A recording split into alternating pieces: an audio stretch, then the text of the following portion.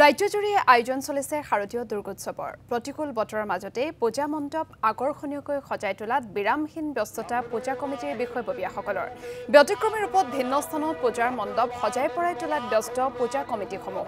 ভিন্ন আৰ্হি আকৃতিৰ পূজা মণ্ডপসমূহৰ নিৰ্মাণৰ কাম ইতিমধ্যে প্ৰায় সম্পূৰ্ণ হৈ উঠিছে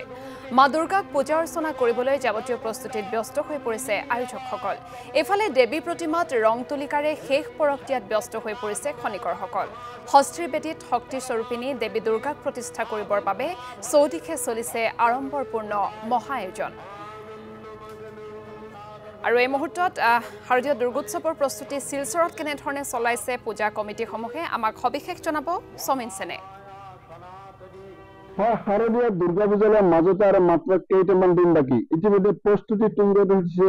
সমগ্র পূজা মণ্ডপ স্থলী মই আছো এই মুহূর্তত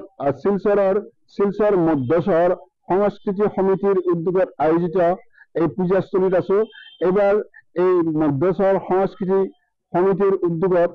যে পূজা নির্মাণ করা আছে তেখেতসকলে এবার ৭৫ বছৰত ভৰি দিছে গতিকে এক বিশেষ আকৰ্ষিত কৰিবলৈ চেষ্টা কৰিছে আৰু মই আছো এই মুহূৰ্তত সেই পূজা মণ্ডপৰ ওচৰত আপোনালোকে দেখা পাইছে এটি পুখুৰীৰ মাজত নিৰ্মাণ কৰা হৈছে পূজাৰ মণ্ডপ কলকাতাৰ ভিক্টোৰিয়েল মেমৰিয়েলৰ যে আৰ্হি সেই আৰ্হিত ইয়াত পূজাৰ মণ্ডপ নিৰ্মাণ কৰা হৈছে আৰু তেখেতসকলে এবাৰ ৭৫ বছৰ উপলক্ষে যথেষ্ট নতুনত্ব দিয়াৰ প্ৰয়াস কৰিছে গতিকে কি আয়োজকসকলে এবাৰ ব্যৱস্থা লৈছে আমি তেখেতসকলৰ পৰা আমি জানিবলৈ চেষ্টা কৰিম কাৰণ যিহেতু এই মুহূৰ্তত আমাৰ লগত আছে সেই পূজাৰ আয়োজকসকলৰ বিষয়ববীয়াসকল আছে আমি তেখেতসকলক জানিব বিচাৰিম দেখা যায় যে শিলচৰৰ পূজাবিলাকে যথেষ্ট প্ৰতিযোগিতামূলক পূজা অনুষ্ঠিত কৰে বিগ বাজেটৰ পূজা কৰে গতিকে এই বছৰ শিলচৰত আপোনালোকে ৭৫ বছৰ উপলক্ষে নিশ্চয় এটা বিগ বাজেট ধাৰ্য কৰিছে বাজেট কেনেকুৱা হ'ব আৰু কি থাকিব মন্দিৰ ৰিলেটেড পূজা ৰিলেটেড কি থাকিব হয় প্ৰথমে মই নমস্কাৰ জনাওঁ মই প্ৰতিদিন টাইমছৰ ভিউৱাৰ্ছ জনক সকলোকে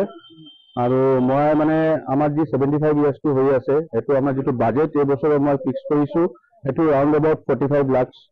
বাজেট হ'ব আৰু মোৰ আৰু বহুত আকৰ্ষণ আছে যেতিয়া আপোনাৰ মোৰ লগৰ মানুহে কৈছে যে আপোনাৰ লেজাৰ শ্ব' থাকিব আৰু প্ৰদৰ্শনটো পুৰা গোটেই পেণ্ডেলৰ ওপৰত হ'ব এইটো একটা মানে মেজৰ আকৰ্ষণ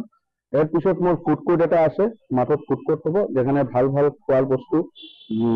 ভেৰাইটি থাকিব 10টামান ষ্টল থাকিব তাতে যাতে আমাৰ যি দৰ্শনাৰ্থী আহিব ইহঁতে যাতে ভাল পাই আহি খোৱাবলৈ ভাল খোৱাৰ পায় হাইজিনিক থাকে সেইটো মই